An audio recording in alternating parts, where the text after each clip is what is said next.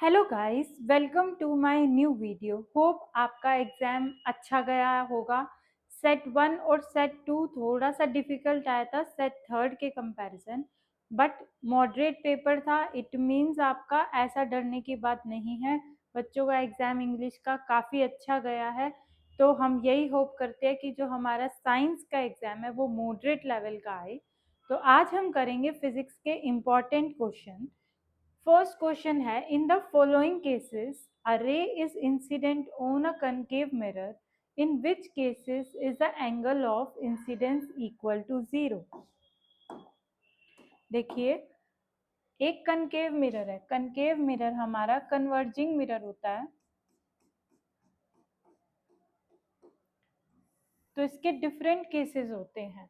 पहला, अगर हम प्रिंसिपल एक्सिस होती है वो लाइन हमारी पी में से पास करती है, पोल ऑफ द मिरर से।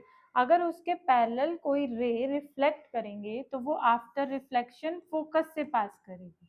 तो इट मीन्स यहाँ पर जो एंगल ऑफ इंसिडेंस है वो ज़ीरो नहीं है। क्वेश्चन की रिक्वायरमेंट है कि angle of incidence equal to 0 हो। अब सेकेंड केस है आपका, a ray passing through the center of curvature and incident obliquely। अगर वो सेंटर ऑफ कर्वेचर से पास करेगी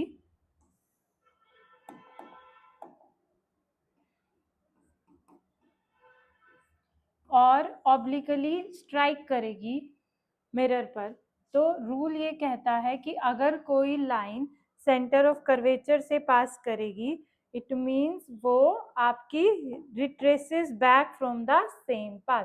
मतलब वो इसी पाथ को रिट्रेस करेगी, reflect back from the same path. It means यहाँ पर एंगल ऑफ इंसिडेंस और एंगल ऑफ रिफ्लेक्शन जो है वो ज़ीरो होगा, क्योंकि यहाँ पर रे जो है वो सेम पाथ फॉलो कर रही है। तो आपका second option is the correct one. C और डी आपके रोंग है। नेक्स्ट क्वेश्चन है, देखिए ये आपका ह्यूमन आई और कलरफुल वर्ल्ड से आ रहा है, क्योंकि उसकी वेटेज कम है। पर हमें ये ध्यान रखना चाहिए कि अगर एक दो मार्क्स ऊपर नीचे हो जाएं तो हमें अपनी फुल प्रिपरेशन करके जाना चाहिए। तो ये एक एमसीक्यू आया हुआ है। देखिए, पेपर से ये क्वेश्चंस हैं।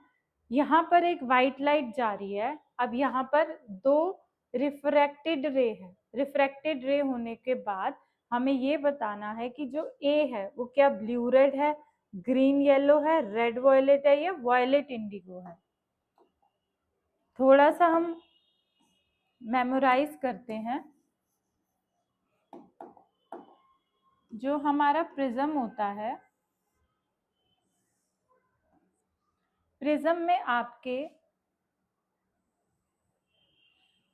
सबसे पहले वॉयलेट कलर आता है।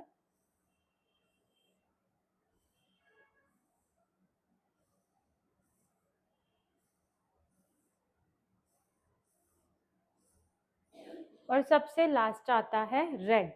तो क्योंकि यहाँ पे आपको दो दिया गया है और दोनों में बहुत डिफरेंस है, तो ब्लू रेड ये हो नहीं सकता। हमारा जो सीरीज होता है वो विबग्योर। देखिए, ब्लू और रेड में काफी कम गैप है और ग्रीन येलो में भी बहुत कम गैप है, पर यहाँ पर जो डेविएशन शो की गई है वो ज्यादा है। साथ ही साथ रेड वॉयलेट लास्ट में आपका क्या आता है, सबसे ज्यादा डेविएट बी करता है। इट मीन्स जो आपका डी ऑप्शन है वॉयलेट रेड, इसका वॉयलेट रेड ए बी। यहाँ पर आपको पहले ए पूछा गया है, इट मीन्स आपका करेक्ट आंसर होगा रेड वॉयलेट। ए पूछा गया है तो रेड पहले आएगा और वॉयलेट लास्ट में आएगा, क्योंकि हमारी जो सीरीज होती है वो ऐसे होती है। तो यहाँ पर ए है, इट मीन्स ए आपका रेड है और बी आपका वॉयलेट है। चलिए, मूविंग टू नेक्स्ट क्वेश्चन। अब हमारा क्या है, the above figure shows the formation of an image by a lens shown by a thick line. यहाँ पर एक इमेज फॉर्मेशन दी गई है और जो थिक लाइन है, थिक लाइन को हमें ये बताना है कि वो किस टाइप का मिरर हो सकता है। What is the type of lens? Thick line जो है वो कौन सी तरह का लेंस है? What is the nature of the image? अगर इमेज 30 सेंटीमीटर पे फॉर्म हो रही है तो where is the object place? देखिए 100% आपका क्वेश्चन डायग्राम, रे डायग्राम से आएगा ही आएगा, तो ये एक बहुत 3 मार्क का क्वेश्चन एक्सपेक्टेड है 100% की वो आएगा। चलिए स्टार्ट करते हैं। What is the type of lens? क्योंकि हमें सारे केसेस मेमोराइज होने चाहिए। अब जो हमारा कन्वेक्स लेंस होता है उसका एक केस होता है, 6 केसेस हैं आपके।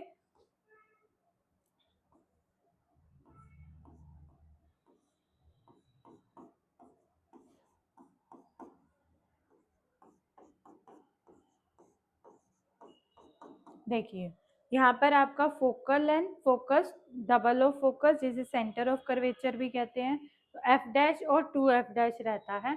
अब ऑब्जेक्ट, आपकी जो इमेज है वो ऑब्जेक्ट से बड़ी है यानी मैग्नीफाइड है।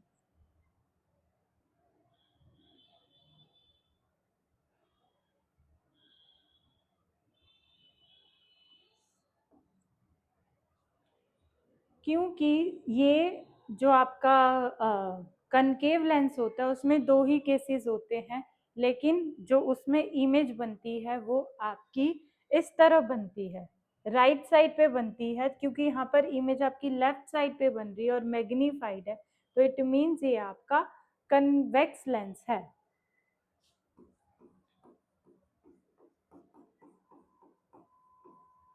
कन्वेक्स लेंस में ही आपका सिर्फ एक केस ऐसा है जिसमें जो इमेज है वो मैग्नीफाइड बनती है। तो अब हम बात करेंगे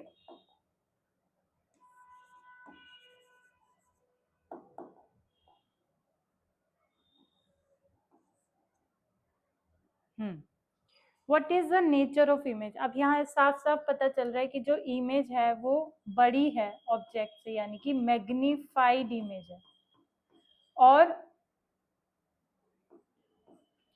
वर्चुअल इमेज है।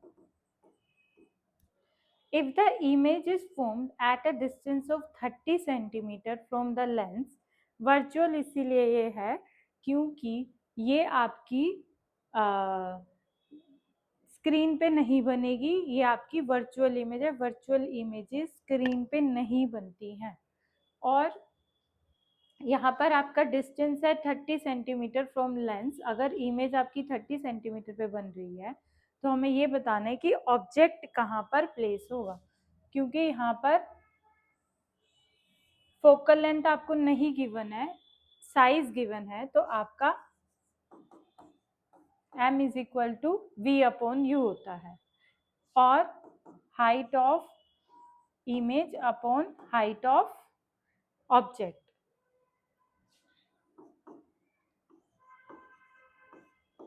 सपोज हमने ऑब्जेक्ट की हाइट ले ली x, तो आपकी हाइट ऑफ इमेज हो जाएगी 2x, यानी m आ गया आपका 2। m2 आते ही आप क्या करेंगे, v अपॉन u इज इक्वल टू 2 रखेंगे। अब आपको इमेज डिस्टेंस गिवन है और according to sign convention left side पे है, तो इट मीन्स आपका नेगेटिव रहेगा v, तो v आपका रहेगा -30 और यहाँ से u आपका -15 सेंटीमीटर आ जाएगा। ध्यान रखिएगा थोड़ी सी प्रेजेंटेशन आपको वहाँ बेटर करनी पड़ेगी। एक पेपर आप हैंड से खुद करके जाएंगे रिटन, ताकि आपको वहाँ कोई प्रॉब्लम ना हो। साइड में आप रफ वर्क कर सकते हैं बिल्कुल। आज आपने शीट देखी होगी, शीट का साइज इतना बड़ा होता है कि आपका इजीली रफ वर्क हो सके। Moving to next question, what is the fundamental difference between hypermetropia and myopia in terms of optical experience? देखिए अभी भी आपको बताया जा रहा है, ये चैप्टर 2 मार्क्स का आ रहा है। अगर 1-2 मार्क्स का ऊपर नीचे हो जाए, थोड़े से आप इंपॉर्टेंट क्वेश्चन कर चाहिए इस चैप्टर से। ह्यूमन आई बहुत इजी चैप्टर है, बहुत सेलेक्टेड टॉपिक्स हैं। हाइपरमेट्रोपिया और मायोपिया, इनमें से क्वेश्चंस आता ही आता है। वर्किंग और फंक्शंस ऑफ आई पार्ट्स आ जाएंगे। तो ऐसा कुछ हार्ड एंड रूल नहीं है इसमें, इसीलिए आप ये कर सकते हैं। तो what is the fundamental difference between hypermetropia and myopia? देखिए, हाइपरमेट्रोपिया में और मायोपिया में जो मेजर डिफरेंस वो ये है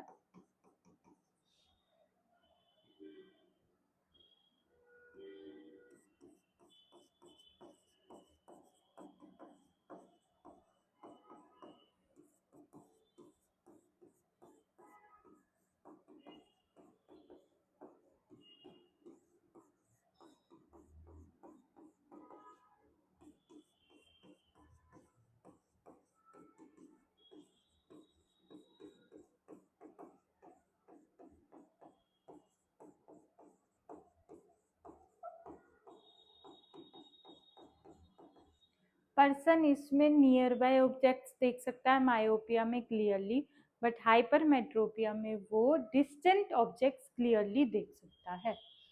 नेक्स्ट है, क्योंकि ये 1 मार्क का है, आपके लिए 1 पॉइंट इनफ होगा।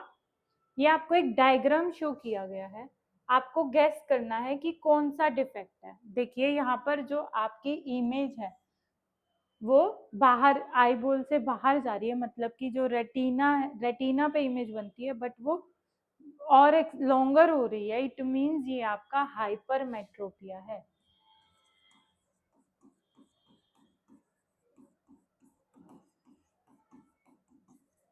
अब इसका कोई भी एक कोज बताना है। इसके 2 कोजेज आपके एनसीईआरटी में गिवन है। पहला कि आई बॉल जो है वो शॉर्टर हो गई है, और दूसरा फोकल लेंथ है वो लॉन्गर हो गई है। तो आप कोई भी लिख सकते हैं।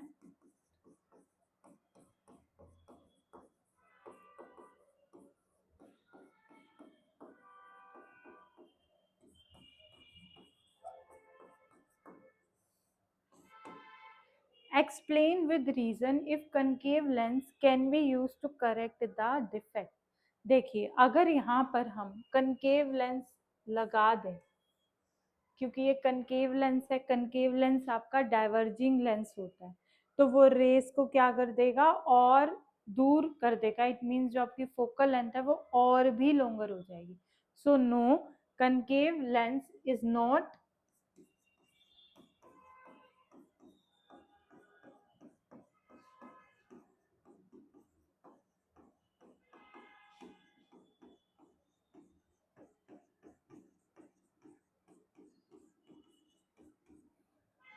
because the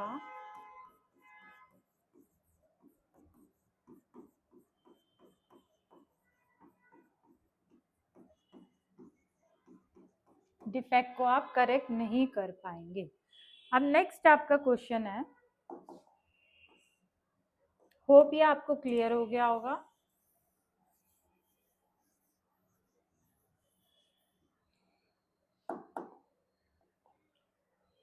State the relationship between the resistance of a wire and its length and cross-sectional area. Use the mathematical symbols to arrive the final formula. बहुत इजी क्वेश्चन है। रेजिस्टेंस का आपको फॉर्मूला डिराइव करना है। Resistance एक ऐसी property होती है वायर की, कंडक्टर की, कि जो रोकती है खुद में से करंट को पास करने से। तो अब जो रेजिस्टेंस है, resistance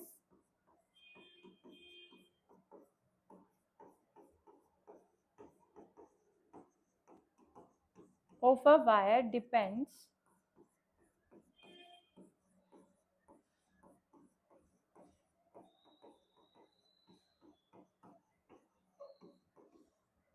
upon its length. So it means R is proportional to L.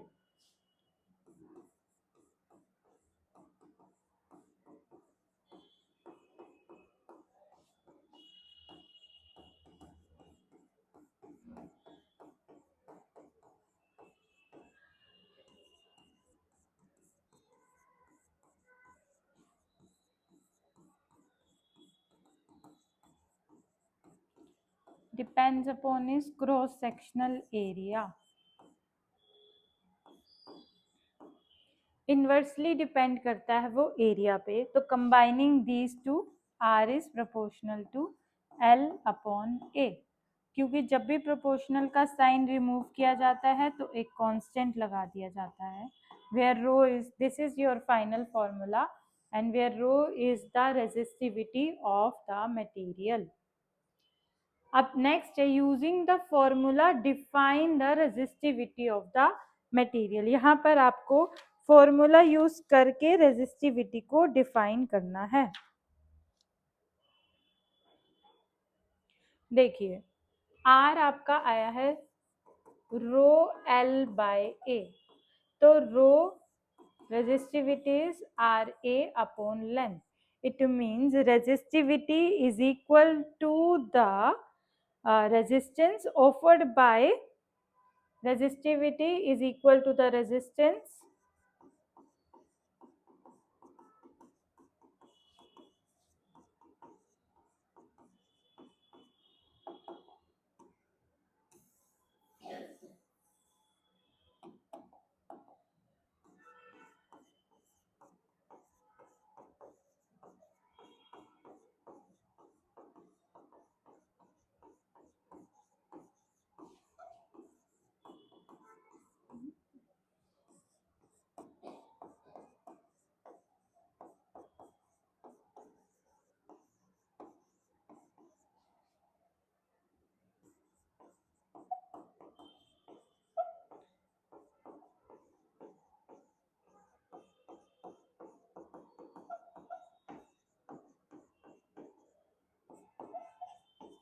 having cross sectional area 1 meter square and the length of the wire is 1 meter.